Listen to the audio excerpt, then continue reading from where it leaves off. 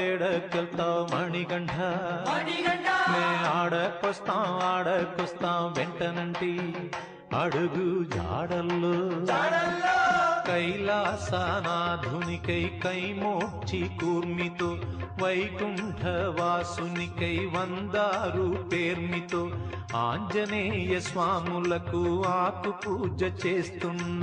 భద్రాద్రి రామయ్యకు కళ్యాణం చేస్తున్న ఆడకొస్తాం